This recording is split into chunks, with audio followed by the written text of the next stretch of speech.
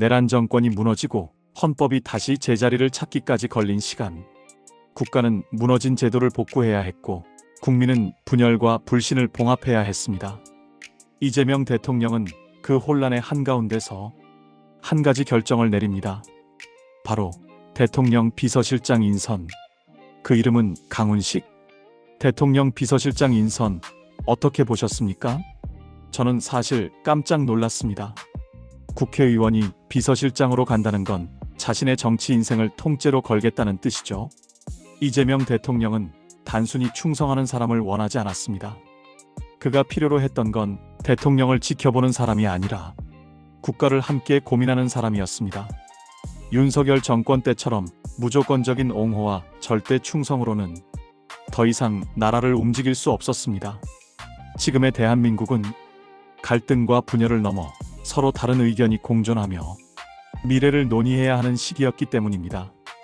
이재명은 알고 있었습니다. 지금 필요한 건 속도전이 아니라 균형감각, 충성심이 아니라 이해력이라는 것을. 그래서 그는 자신의 생각에 반대하는 의견도 기분 나쁘지 않게 말할 수 있는 사람, 서로 다른 길을 조율할 수 있는 사람을 찾았습니다. 그게 바로 강훈식이었습니다.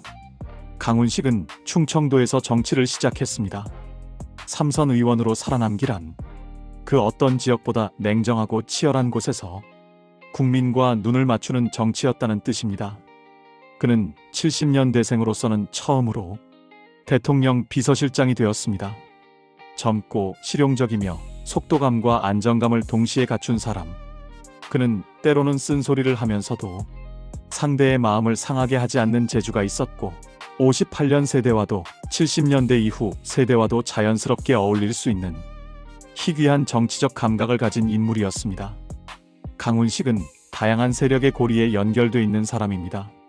손학규계에서 시작해 586과도 가까우며 이재명 대통령과도 소통할 수 있는 모든 세대의 교차점 같은 인물입니다.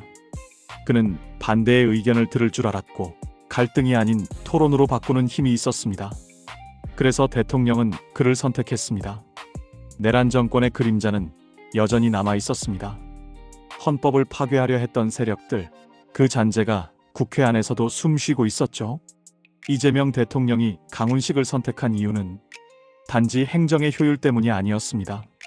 그는 알고 있었습니다. 이제 대한민국은 속도보다 방향을 정해야 할 때라는 것을. 그리고 그 방향은 오직 국민의 신뢰를 되찾는 길이어야 한다는 것을. 저는 피곤하지 않습니다. 대통령님이 안 계셔도 제 역할을 해야 하니까요. 성공한 정부를 만드는 게 제 피곤함보다 훨씬 큽니다. 그의 말은 겸손 속의 결의이자 정치가 아닌 국가 운영의 철학을 보여줍니다. 강훈식, 바로 정책과 정치가 모두 가능한 사람입니다. 국정을 설계하고 국회를 설득한다. 그 조합은 이재명 정부가 걸어야 할 가장 중요한 길의 첫걸음이었습니다. 강훈식 비서실장의 인선은 그 자체로 하나의 선언이었습니다. 충성의 시대를 끝내고 이제는 일하는 시대를 열겠다. 대통령과 같은 생각만 하는 참모가 아니라 대통령과 같이 생각할 줄 아는 사람. 국가의 갈등을 흡수하고 분열을 봉합하며 새로운 대한민국의 균형을 잡는 사람. 그가 바로 이재명 대통령이 선택한 비서실장 강훈식입니다. 조용한 시대 기록이었습니다.